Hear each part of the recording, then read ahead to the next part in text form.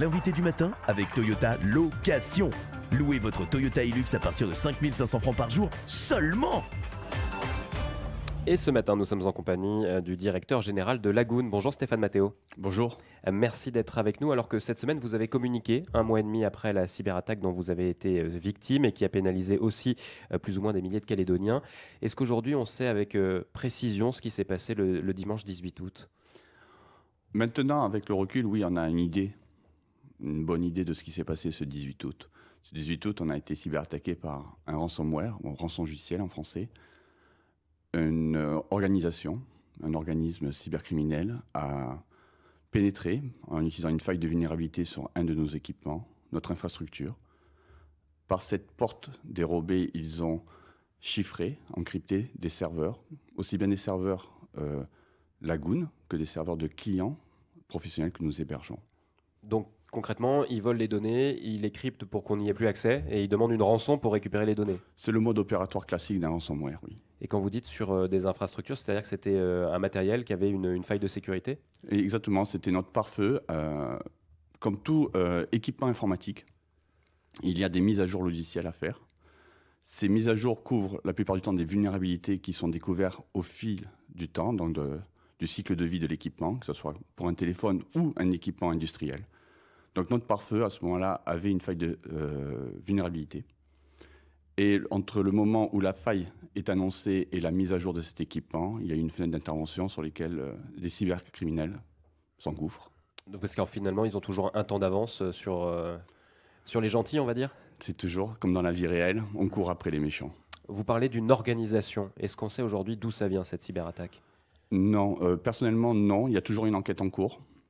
C'est une enquête conjointe entre la police nationale et la gendarmerie nationale. En tant que victime, je n'ai aucune idée géographiquement de l'organisme, du type d'organisme qui nous a attaqués. D'accord. Donc là, on le sait, ça peut être finalement juste des cybercriminels qui veulent récupérer de l'argent. Ça peut être aussi une tentative de déstabilisation. Enfin, toutes les pistes sont possibles aujourd'hui ? Toutes les pistes sont ouvertes. Bien sûr, j'ai mon opinion. La cybercriminalité là-dessus, c'est un business, c'est un marché. Donc, il y a de fortes probabilités que ce soit plutôt à des fins pécuniaires que politiques. Alors, c'est pas arrivé n'importe quand. Est-ce que vous avez été ciblé parce que vous étiez déjà fragilisé par les émeutes ? On le sait que vous avez eu un certain nombre de matériel détruit dans le plexus, par l'incendie du plexus. Est-ce que vous avez été ciblé pour ça ? Oui. C'est un cybercriminel ne tape pas à chaque porte, ne fait pas du porte-à-porte. C'est une attaque ciblée. Ils ont énormément de possibilités de victimes. Ils se renseignent sur des contextes économiques, politiques, de zones géographiques.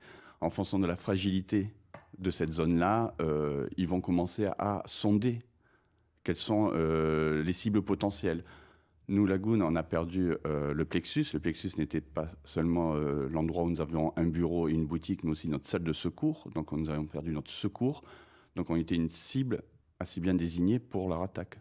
Pour que les gens comprennent bien, c'est quoi ? C'est en gros toute la sauvegarde de Lagoon qui était à cet endroit-là ? Alors, la semaine d'après le 13 mai, nous avons perdu toute notre sauvegarde. Enfin, quand on effectue toujours 2 sauvegardes, une sur 2 sites distants, c'est le but, et une à froid, c'est-à-dire non connectée au réseau, bien sûr, qui était au plexus.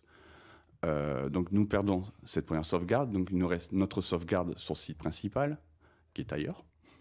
Et dans l'urgence, on décide d'effectuer une autre sauvegarde à Paris, donc chez un opérateur en métropole.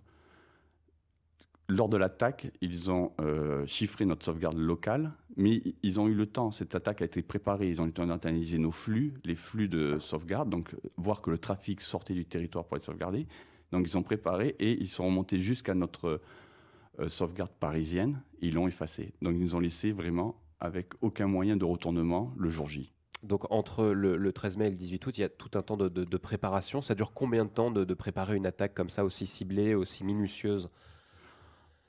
J'ai des idées, je dirais quelques semaines, quelques jours. Je suis pas je suis pas dans ce business, mais ce que nous savons, c'est que les traces plus anciennes avant l'attaque ou après coup, il y a une phase d'investigation, de forensique, où on essaie de déceler des moindres données laissées par le cyberattaquant remontent à 4 semaines avant l'attaque, mais on suppose que c'était bien plus vieux que ça. Il faut savoir qu'aussi que ces serveurs de log où on a toutes ces données datées, ont été détruites pendant l'attaque. Donc ils n'ont laissé aucune empreinte, si on veut, derrière.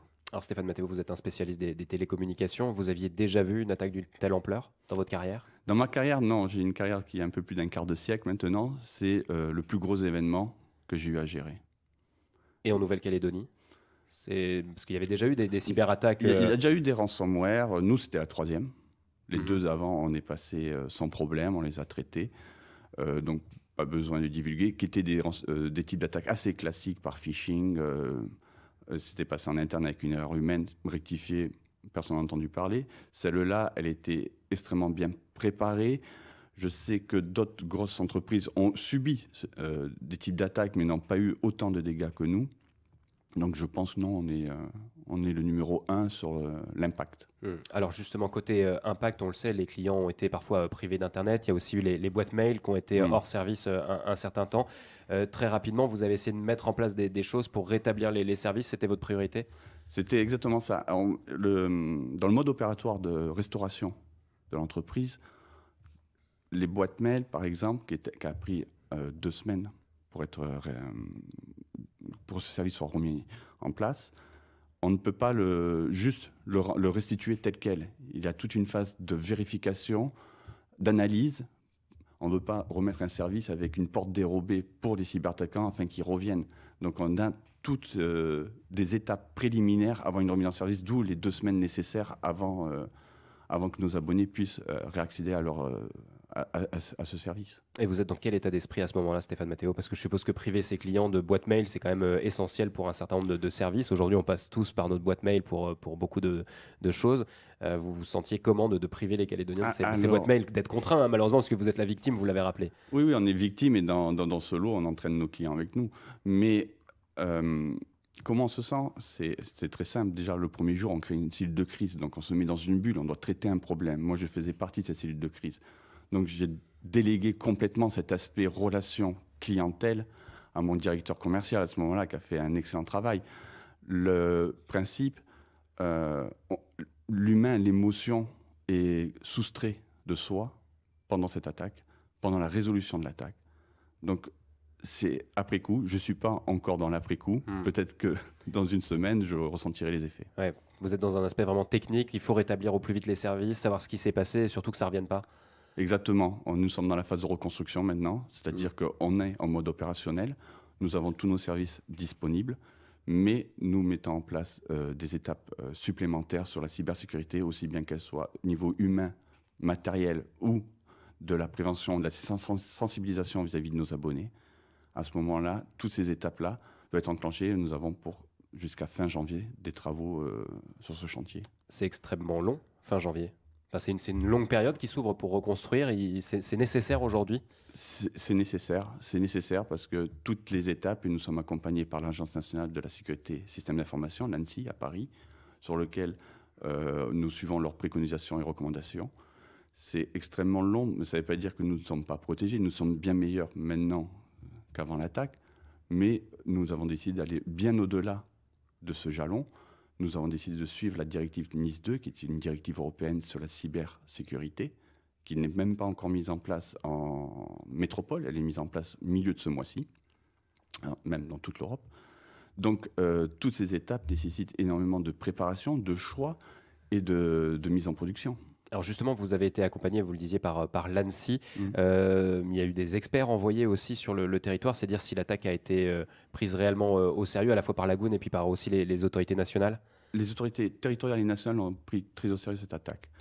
L'ANSSI a dépêché cette équipe, mais dès le premier jour, ils étaient avec nous, dès le 18 août. Le jeudi, les 4 personnes étaient arrivées sur le territoire pour nous aider avec leur expertise.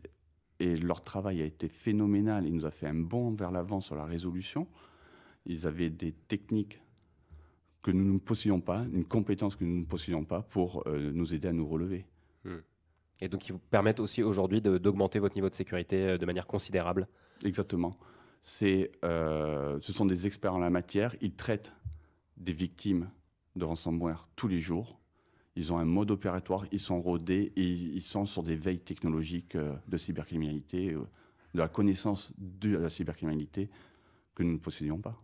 Alors Stéphane Matteo, on le sait, on est tous vulnérables face au risque de la cybercriminalité dès qu'on est connecté à Internet, dès qu'on a un appareil électronique finalement.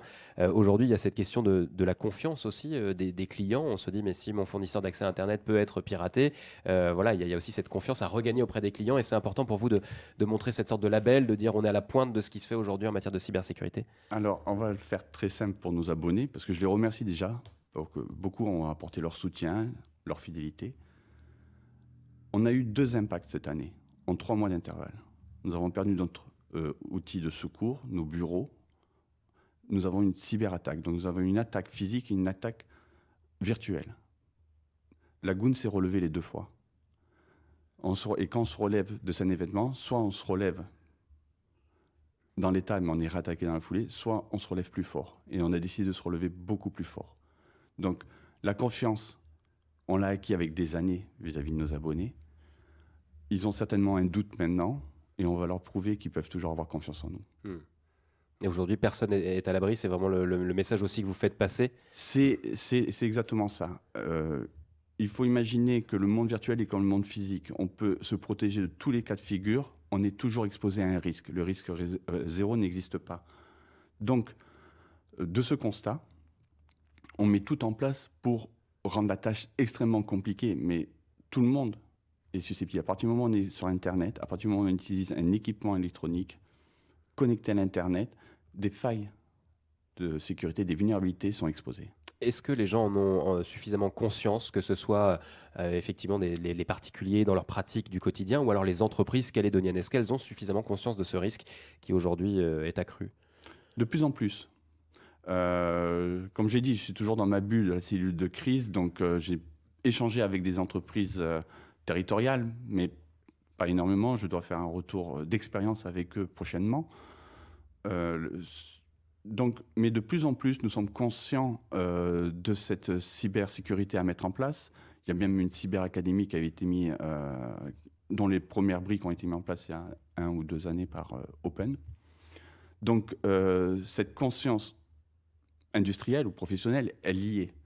C'est plus dans le monde du résidentiel où il faut insister sur de la sensibilisation. Est-ce qu'aujourd'hui, je le disais, une pression accrue, est-ce que c'est ce qu'on peut dire aujourd'hui? Est-ce que la Nouvelle-Calédonie est une cible privilégiée? C'est ce que vous avez constaté, vous, après cette attaque sur la Goon? On est une cible privilégiée comme d'autres cibles privilégiées. C'est-à-dire le contexte fait qu'on est une cible comme d'autres parts du monde. Ce n'est pas juste la Nouvelle-Calédonie. Il faut comprendre que depuis notre attaque, il y a eu 2 autres attaques sur la Calédonie qui ont fait beaucoup moins de dégâts, donc ils sont passés à peu près sous le radar.